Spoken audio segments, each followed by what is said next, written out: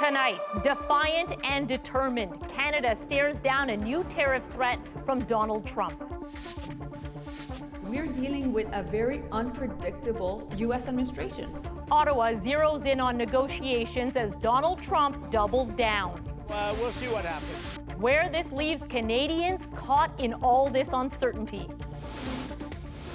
As wildfires burn inside their community, evacuees in Saskatchewan forced to watch from afar. It just took everybody by surprise. Plus, the urgent race to rescue pets left behind. It was very emotional and scary. And what CBC News has uncovered about the alleged plot to form a militia and seize land by force. We're following a neighbor right now who is going to take us to a road that leads into the quarry. From CBC News, this is The National with Christine Barak. Thanks for joining us. Erica is away. From Parliament Hill to main streets across the country, Canadians are trying to understand the implications of Donald Trump's latest tariff threat. Trump said the U.S. would hit Canadian products with a 35% tariff starting in August. That would be an escalation in this trade war, but it comes with built-in caveats, and the details are anything but firm. Canada is in the middle of trade negotiations with the U.S. The Prime Minister has said both sides were aiming to strike a deal in just over a week. But as Kate McKenna explains, that deadline is among details now shifting. Canadian officials responding as the United States twists the tariff knife one more time. We're dealing with a very unpredictable U.S. administration. We're not the only ones. That's the case also for every single country on this planet. Despite what the president may say, Canada has many important cards in these negotiations. The president is now threatening a 35% tariff on Canadian goods that are not compliant with the free trade agreement known as CUSMA starting August 1st, an escalation in a trade war that Donald Trump seemed to claim Canada welcomed. It was sent yesterday. They called. I think it was fairly well received, but it's what we need. So we'll see what happens. For a product to be CUSMA compliant, it needs to meet certain standards governing how much of it is produced in North America. Then there's the paperwork. Economists estimate more than 90% of Canadian exports qualify. But it's another whiplash moment in negotiations. In a statement, the Prime Minister says Canada is now working towards a revised deadline of August 1st to get a deal done. He said that he would have a deal at the G7, and then it became a deal by the 21st of July, and now we see it's delayed again to August the 1st. And we want to know what the plan is to put an end to the tariff chaos. A national security expert says these threats can't be taken lightly. I think in the face of these worst ever threats from the Trump administration, which are very escalatory, that we now really have to get serious about what we can do to push back against American demands. So far, Ottawa has resisted calls to respond with more counter tariffs. We're making sure that we're doing this economic diplomacy, which usually would not necessarily be the case in a normal world, but we're not in normal times. The Carney government has refused to share what's happening behind closed doors, saying it won't negotiate in public. The Prime Minister's office says officials from both sides met recently, in fact, just hours before Trump's letter came out. And Kate, we know the Prime Minister is calling a cabinet meeting to discuss the trade war. Yeah, that's happening next Tuesday, and Carney is now slated to join the premiers when they meet in Ontario later this month. But the proof will be in the pudding. Is this latest threat a negotiation tactic, or is it something that Trump is seriously planning on doing? Canada appears to be opting to stay the course for now, but the federal government has already made a concession in dropping the digital services tax at Trump's request. Thanks for this, Kate. Kate McKenna in Ottawa. Catherine Cullen is also in our Parliamentary Bureau tonight. Catherine, in Kate's story, we heard from Pierre Poilievre. That was from an interview with you this evening. What else did he have to say about the trade war? Well, Christine, he's suggesting that the Conservatives both want to help, but also that Mark Carney needs to prove he has a plan. Poilievre wants a parliamentary committee called back with the suggestion that they could assist with negotiations. He did say he doesn't think Carney's deadline for talks is helpful, arguing that Donald Trump will try to take advantage of it. And he says he's told Carney he will help with U.S. lawmakers, too. I have talked to numerous lawmakers and advocated for the Canadian position, but we haven't formally engaged in traveling to the U.S. at this point. But I told the Prime Minister that we as Canadian Conservatives, we put our country first, and we're prepared to work with anybody from any party to get a good deal for Canada. Catherine, this was Poilievre's first national interview with CBC News since becoming party leader 3 years ago. What else stood out for you? Well, Christine, we talked about his Alberta by-election run and why he believes he deserves a second chance. He points to the votes his party gained in this election compared to the last, asked how he then explains losing his own riding here in Ottawa. Poilievre blamed it on so many public servants living in the riding, suggesting he was transparent about cutting back the civil service and arguing that the Liberals weren't. All right, Catherine, thanks for that. And we'll have more of that part of your interview coming up in the breakdown. Catherine Cullen in Ottawa. As politicians work to negotiate a new trade deal, some Canadian businesses are facing a lot of uncertainty. Yasmin Renea shows us what that can look like for a company. Tariff threat after threat has left this BC manufacturing facility feeling boxed out. Having these uncertainties have put a big brake on our plans to penetrate the American market. U.S. President Donald Trump is threatening to slap a 35% tariff on Canadian products not covered by the Canada-U.S.-Mexico free trade deal. The uncertainty, this constant changing of the goalposts, the unknowns around what will this be, what will it apply to, is quite toxic. Economists and business experts say decision-making, investments, and hiring are all affected, but that the Canadian economy has been surprisingly resilient. GDP fell in April, but only contracted by 0.1%, and the economy added 83,000 jobs in June, the first increase since January. Kind of seeing it from multiple different sources of information that these more severe downside scenarios, have yet to develop for the Canadian economy. Experts say Trump's latest threat should add urgency to Canada's efforts to grow and diversify its economy. Canada has an opportunity here to actually be one of the safe, stable, and productive economies if we get some of the fundamentals right at home. In his letter Thursday, Trump took aim at Canada's tariff policies and trade barriers, once again calling out Canada's supply-managed dairy industry, a long-standing irritant of his. Dairy farmers say they're encouraged by the recent passing of a bill meant to protect supply management and will continue to work with Ottawa to support agriculture. One of the most significant impacts of this latest threat, it delays the deadline for negotiations to August 1st, giving Canada more time to try to get a good deal. Yasmin Renea, CBC News, Vancouver. Of course, Canada is not Donald Trump's only target when it comes to tariffs. Chris Glover is in Washington tonight. Chris, he's hitting several other countries too. And other countries are facing the same deadline as Canada, Christine. The U.S. president says if trade deals are not reached by August 1st, most countries will have amped up U.S. tariffs slapped on them. And letters to that effect are flying all over the globe. So far, U.S. officials have said they've reached deals with only 3 countries, China, the U.K., and Vietnam. And they say they're close with several others, but that leaves many countries without deals. And some Southeast Asian countries are facing tariffs in the range of 25 up to 40%.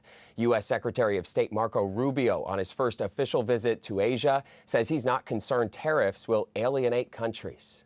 I understand if you had a deal where you were running these huge trade deficits with the United States and exporting a lot to the U.S. and built your economy around exports, but had very little import or very little economic activity coming in from the United States, I understand why you don't want that to change. But I think most mature leaders, and everybody here is a mature leader, understands that that's not a sustainable dynamic.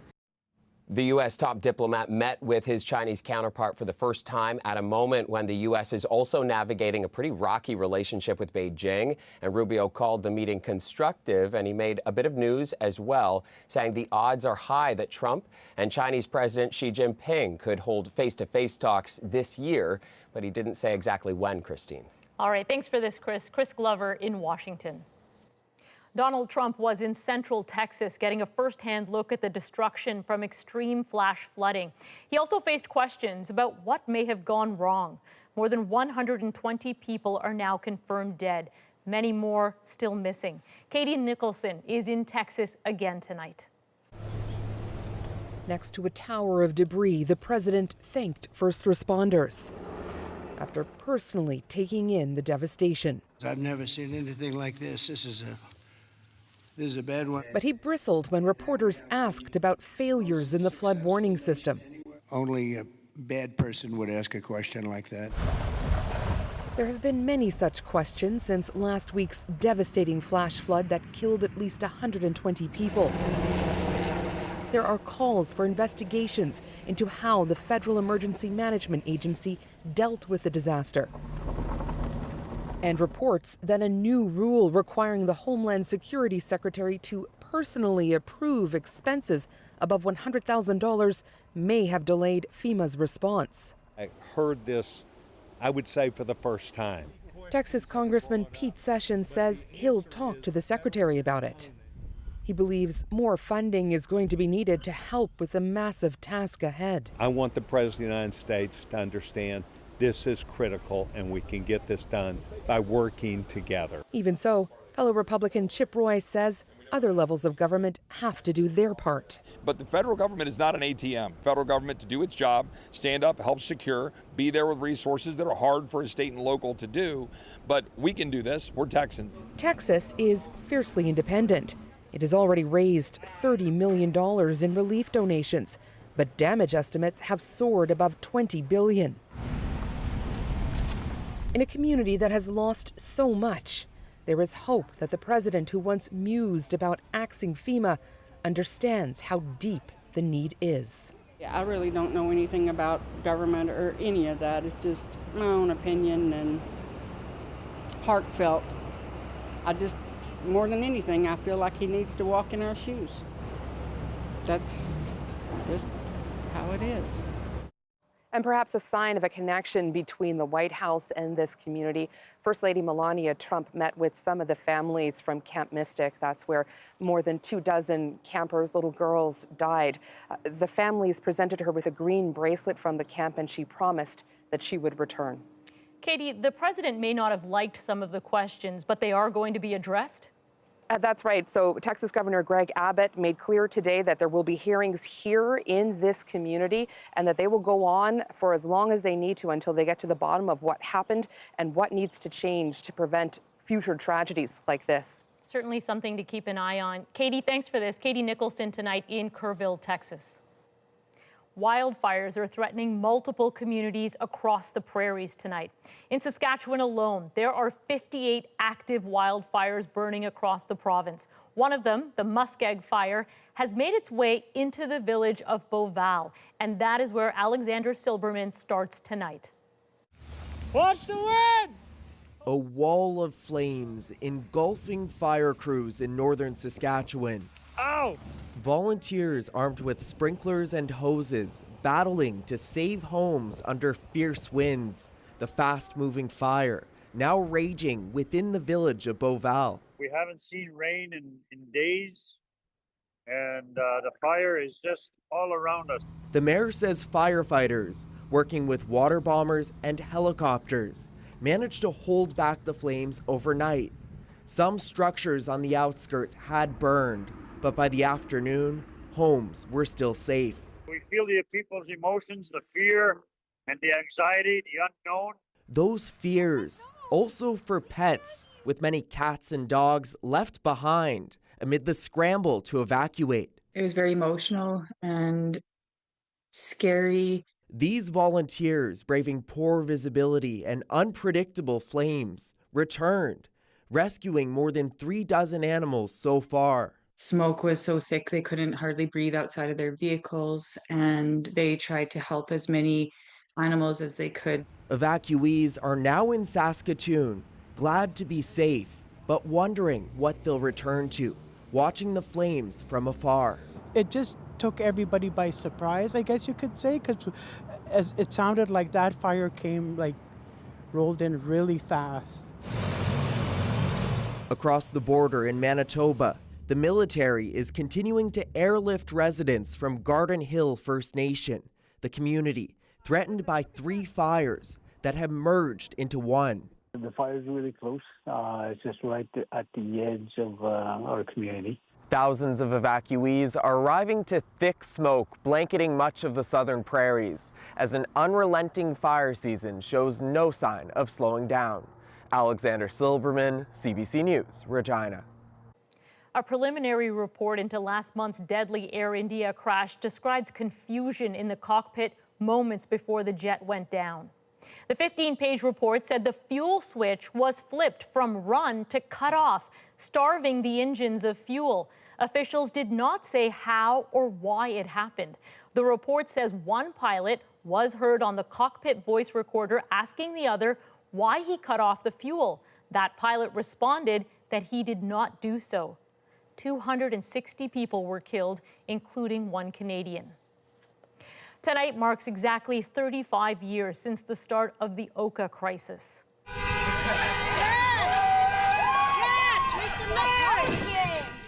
Dozens marked the anniversary with a march through the pine forest at the heart of the land dispute.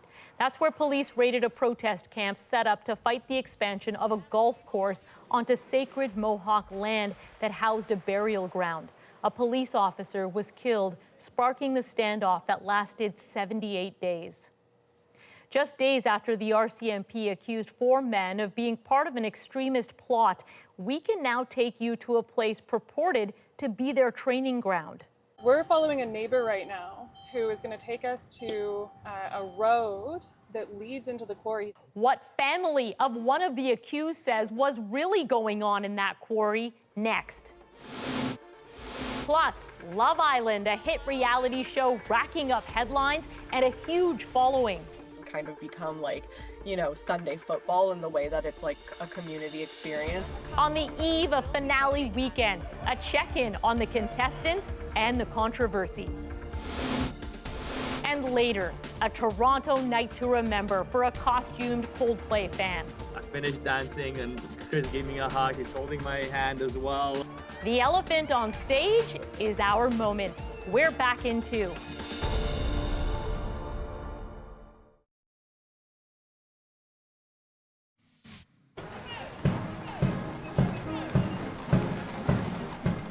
Canadians are now on watch outside Buckingham Palace. The Lord Strathcona Horse Regiment from Edmonton will perform the duties of the King's Life Guard for the next 10 days, guarding the entrances to the royal palaces.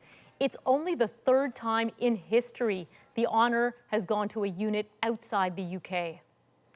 We are learning more tonight about the men now accused of an extremist plot in Quebec. The RCMP alleged they were working to create a militia and seize land by force. Jayla Bernstein starts with reaction from the father of one of the men now charged. Philippe Audet says his son and friends were just training to be better in the army, not to form a militia. He says his son, Simon Angers Audet, wouldn't hurt a fly, but the RCMP alleges he's among 4 men, all with connections to the Canadian military or cadets, who were stockpiling weapons, recruiting for an anti-government militia, and plotting to take land by force in the Quebec City area. The 3 charged with facilitating a terrorist activity are former Canadian Armed Forces member Simon Angers Audet, Corporal Marc-Aurel Chabot, and Raphaël Lagacé, a former cadet. Corporal Matthew Forbes is facing less serious firearms-related charges. Audet says he and his son knew they were being listened to, but it was still a shock when police busted through his door to arrest his son. On Facebook, Lagacé has posted against gun control legislation and shared images at a makeshift firing range that CBC News has pinpointed to this sand quarry in Saint-Joachim, Quebec. It belongs to Les Entreprises LT, owned by Lagacé's family. We're following a neighbor right now who is going to take us to a road that leads into the quarry. He says everyone takes this road to go practice shooting in the sand pit. Now, the neighbors didn't want to go on camera. They say they know nothing about this alleged plot, but what they do know is all sorts of people come here to practice shooting, and they've made complaints going back years about the noise, but they say the city, the police haven't done anything about it. And you can see this gate is wide open. Anyone can come and go as they please. CBC News has not been able to speak with the owners of the quarry, the city, or police. None of the allegations have been proven. The 4 men are expected back in court Monday. Jayla Bernstein, CBC News, Quebec City. Quebec Provincial Police have charged a former prison supervisor with manslaughter. The charge is in connection with the death of Nikos D'Andre Spring in 2022. The 21-year-old was being illegally detained when he was fatally injured. Guards put a spit hood on him and pepper sprayed him twice. A judge had ordered Spring's release the day before. Quebec's Public Security Ministry confirms the 54-year-old accused was a supervisor at the time. On the heels of Donald Trump's latest tariff threat, we have more reaction tonight from Canada's opposition leader. We want to see some wins for Canada, and we have suggestions on how to get those wins. More of Catherine Cullen's one-on-one interview with Pierre Poilievre still ahead. Plus, a growing pushback against a popular parenting trend. We're not robots. We have to be able to experience a whole range of human emotion. Is gentle parenting too rough on parents? And a big surprise from a Canadian superstar. So cry on my shoulder, just turn into me. Cry on my shoulder whenever you need it. Justin Bieber releases his 7th studio album, Swag. We'll give you a taste next.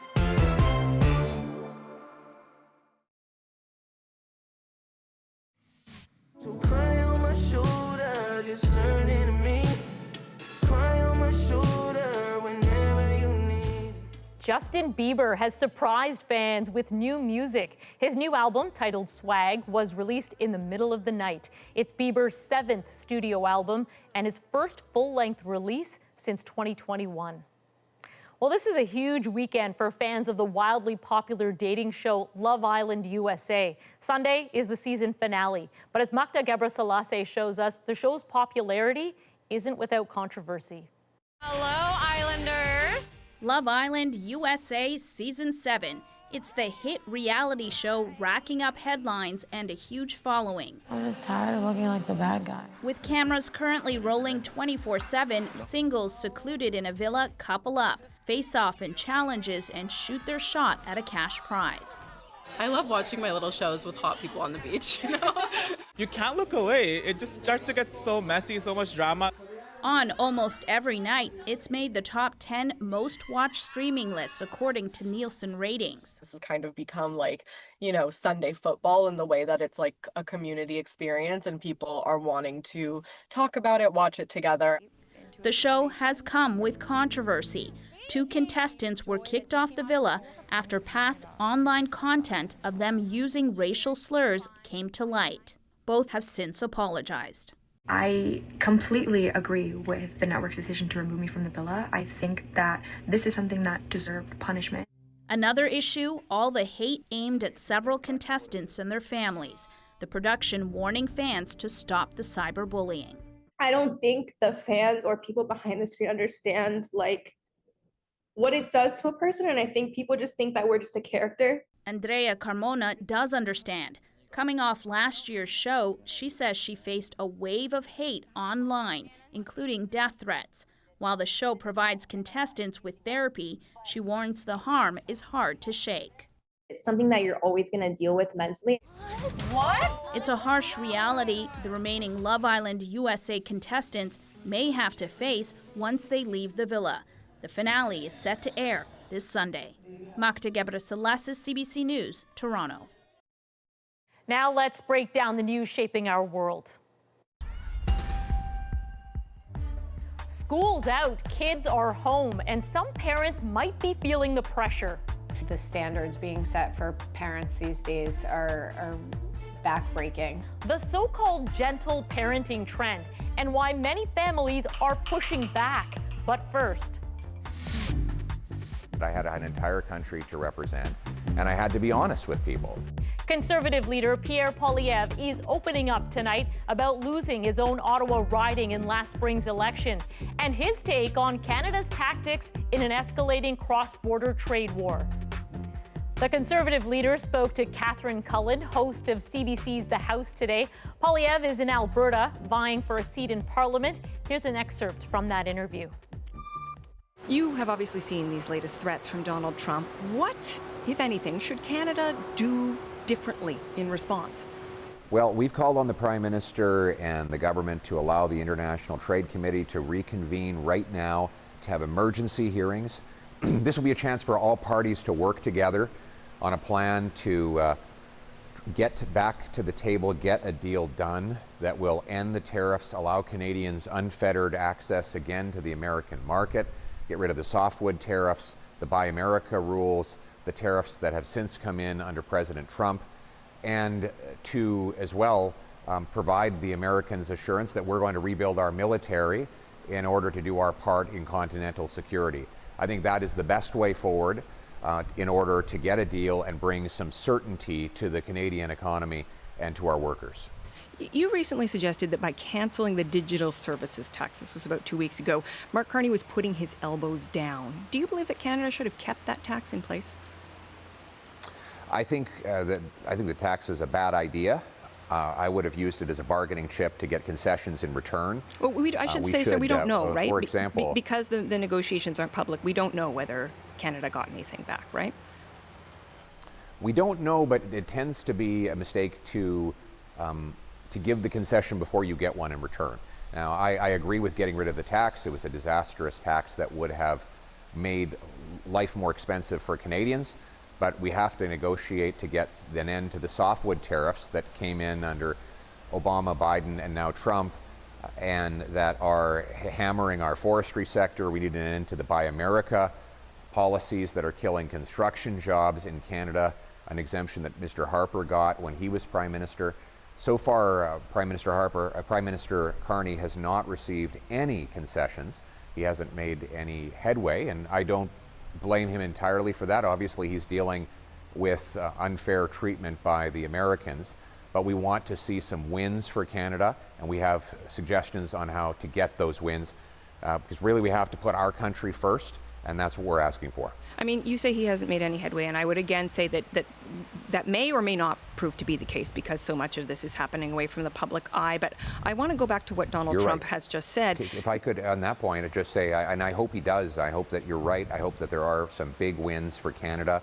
And I told Prime Minister Carney in our several conversations that Conservatives stand ready to help in any way we can to reach out to lawmakers on the American side of the border, to offer suggestions and present a united Canadian front, because we really do hope that we get a good deal for all Canadians. Are you doing that? Has he taken you up on that, or have you done that proactively? So far, I have talked to numerous lawmakers and advocated for the Canadian position, but we haven't formally engaged in traveling to the U.S. at this point.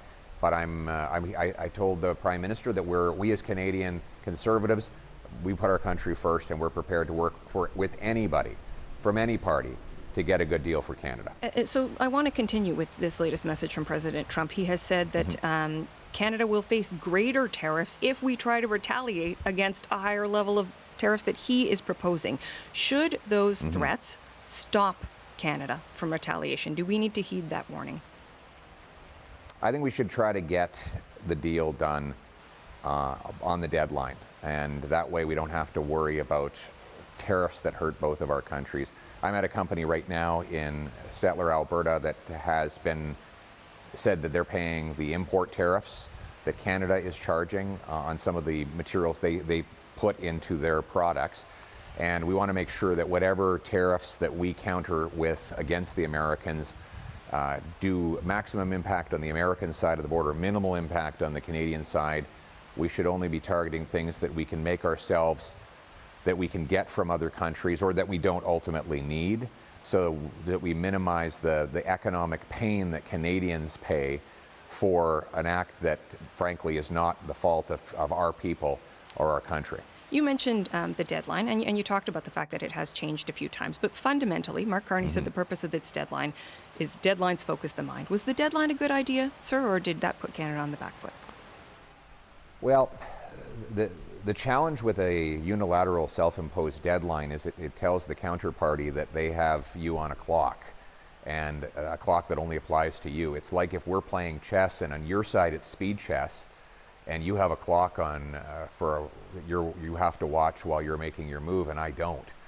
then I have a lot more ability to sit back and watch the board while you're watching the clock. And so I personally think it would have been better not to show that up front to the Americans, because we know that President Trump will try to take advantage of it. That said, we do think that we do need to work to get this done as quickly as possible, because every passing day brings uncertainty and paralysis. We're reaching you in Alberta. You're there campaigning for the by-election in Battle River Crowfoot. It's a great place to be, back on the prairies. And you're in this by-election because you lost the Ottawa riding that you held for 2 decades. If you couldn't win your own riding, sir, why should people in Alberta and across the country give you a second chance? Well, listen, the reality is we got 8.3 million votes across the country, at 2.5 million more than we had in the prior election. We added 25 seats. We got the largest share of vote of a Conservative Party has had since 1988.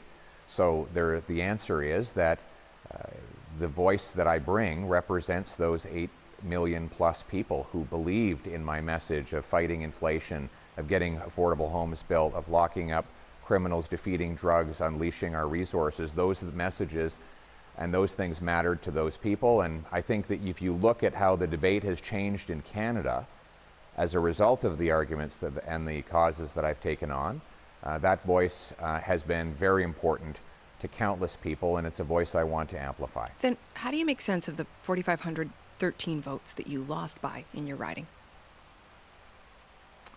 Well, the reality is it's a riding that is over. It's very simple. I was very clear that we would be cutting the federal bureaucracy if I was Prime Minister.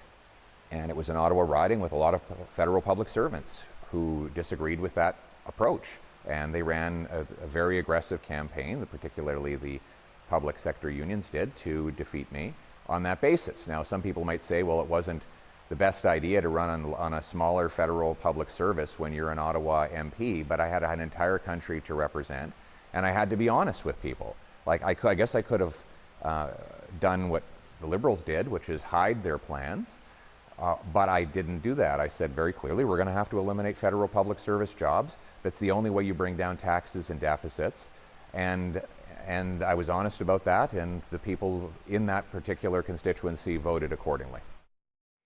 You can catch the full interview with Conservative leader Pierre Poilievre this Saturday on CBC Radio 1 The House at 9:30 in Newfoundland, 9 a.m. for the rest of the country. Still ahead, it's a more empathetic approach to raising kids that's focused on kids' feelings and motivations. But now, some are pushing back against gentle parenting. There's a degree of burnout in parenting culture right now. People are tired and they're feeling inadequate. The growing backlash to a popular parenting style, that's next.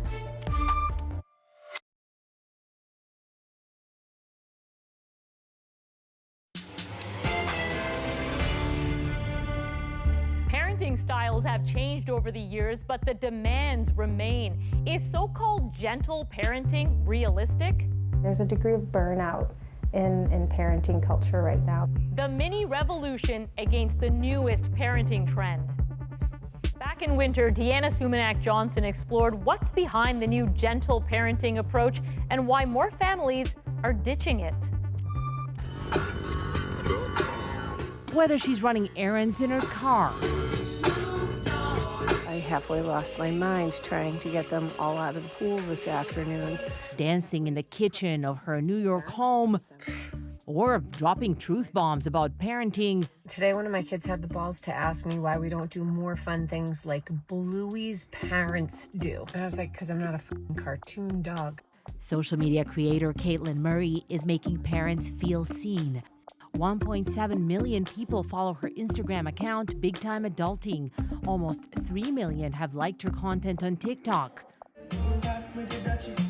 But more than entertaining, Murray's posts also hit a nerve, with parents pushing back against the demands of modern parenting, specifically so-called gentle parenting. I get really pissed off when no one's listening to me. So if my kids happen to get a little bit nervous when they hear their name at a higher decibel, then good. At least maybe they'll put their friggin' shoes on. You know, sometimes you gotta light a little fire under their ass to just keep the day moving along. The mayhem, the chaos, the losing your temper is all part of the normal experience of parenting children, and that the standards being set for parents these days are backbreaking and really causing an enormous amount of stress and overwhelm, and it's not good for us. If you have become a parent in the last decade or so, chances are you have tried some version of gentle parenting, whether you call it that or not.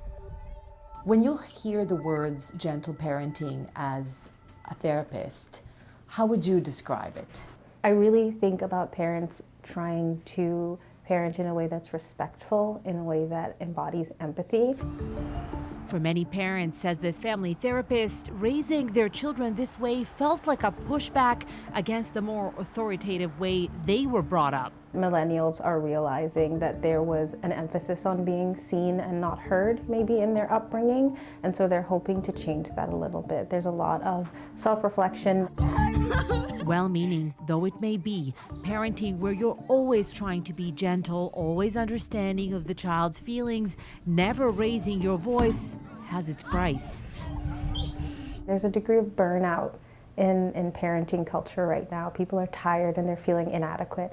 A part of it, I think, is a bit of a misunderstanding of gentle parenting, this idea that it's permissive, it's incredibly child-centric, and so it just removes the humanity from the parent. There's no room for you to be flawed or to not do it perfectly. That burnout has even been noted in a report by the U.S. Surgeon General, where Dr. Vivek Murthy calls modern parenting a significant public health issue. The report zeroes in on concrete sources of stress, like increased economic pressures and little childcare support in the U.S., but there are other stressors as well. It says guilt and shame have become pervasive, and societal expectations, norms, and pressures to meet perceived standards of parenting can contribute to stress as well. For modern parents, the ideals of gentle parenting might seem to be everywhere, from parenting books to conversations with other parents, and they're often extolled on social media. What they have been doing, sitting on their phone yelling at my husband, just like... It's something Toronto mother Chelsea Strawn found firsthand when she had her daughter Hazel 2 years ago. Women are in their most vulnerable state as they're starting to become parents, and especially with the constant thought of not wanting to mess up our kids. So I think it's very overwhelming, and I think it's really hard to weed out what's right for you. And that sense of being overwhelmed is leading some to re-examine or downright reject gentle parenting, the revolt you can see in the headlines about parenting trends. Why gentle parenting is proving too rough for many parents. Parents are revolting against once popular gentle parenting style, or in the thousands of comments thanking Caitlin Murray for her posts. Never raise your voice, never lose your patience, meet every need of your child, and be consistent always. What do you think is the impact? I think it's just, really contributing to this overall standard of unrealistic expectations being placed on all of us, and unrealistic expectations being placed on our kids to always, stay under control, or we're not robots. We have to be able to experience a whole range of human emotion. I completely lost it this morning with my kids because I asked them 10 times to get their shoes on and nobody did, until I decided to absolutely go beast mode Batman voice on them, and that's what actually worked. It's that's normal, that happens. Instead of telling your child what to stop doing, use the words "I won't let you," and then tell your child what they can do instead. In fact, even the woman many people think epitomizes gentle parenting rejects the label. Clinical psychologist Becky Kennedy has become a worldwide celebrity through her subscription-based parenting advice service called Good Inside. More than 1 million parents around the world subscribe, 94% of them mothers. Good inside parenting's main principle, punishments like timeouts don't work, but acknowledging the feelings that cause your child to act out does. Some people will still associate you with gentle parenting.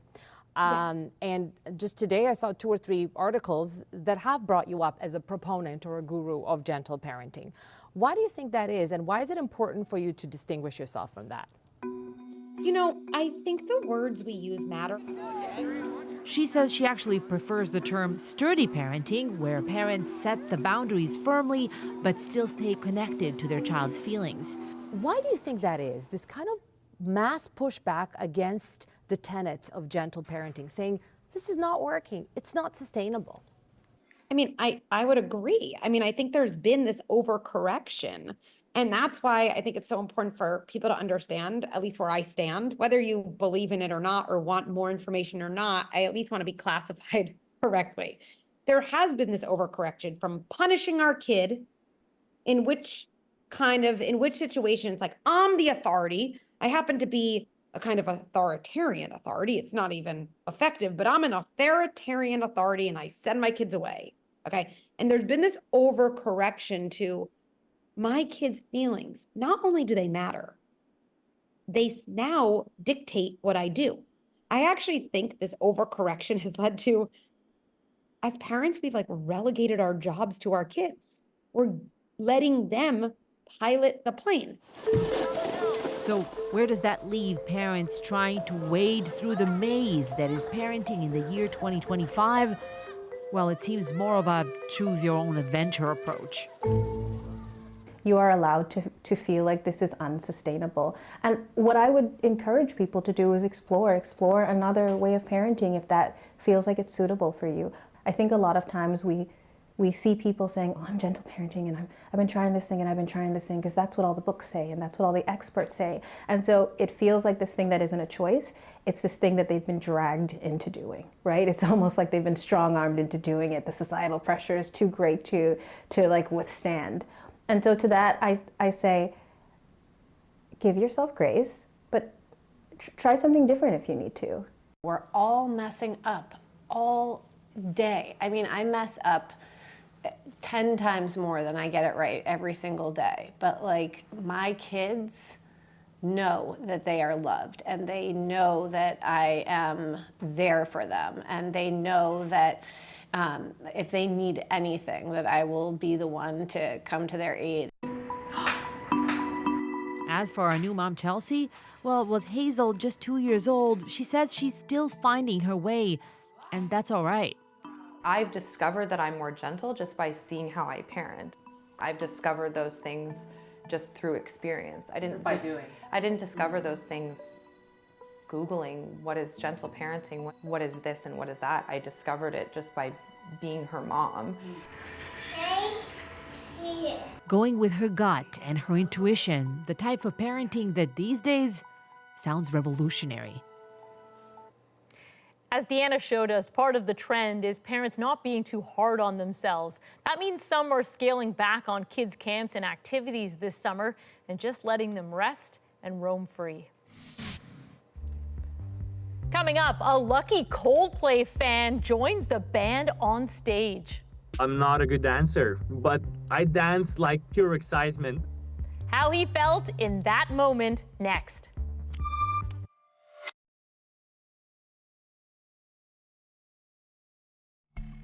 You're looking at Chris Martin, the lead singer of Coldplay, next to Dominic Gazauskas, a fan who made his way on stage this week in Toronto. Dressed in an elephant costume, Dominic got to sing and dance with the band during the song Paradise. Tonight, his appearance on the big stage is our moment.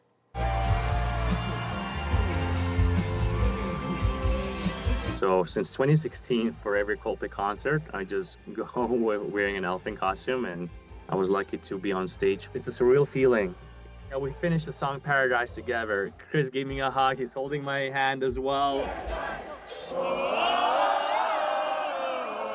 I was just so happy. I'm not a good dancer, but I dance like pure excitement.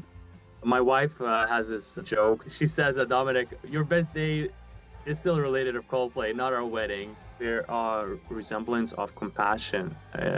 good deed, being honest. At concerts can be a pure magic. It's one of the best positive emotional journeys you could ever have. I'm beyond grateful, and I'll be going to those Coldplay concerts as much as I can. I'm just happy, and I'm so lucky. Thank you for coming tonight dressed as an elephant, my brother.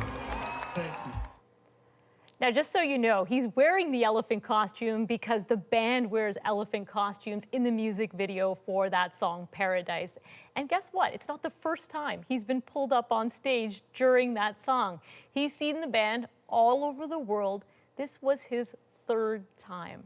What are the chances? From all of us here at The National, thank you for being with us. You can watch anywhere, anytime on the free CBC News app and subscribe to The National's YouTube channel. I'm Christine Birak. Take care.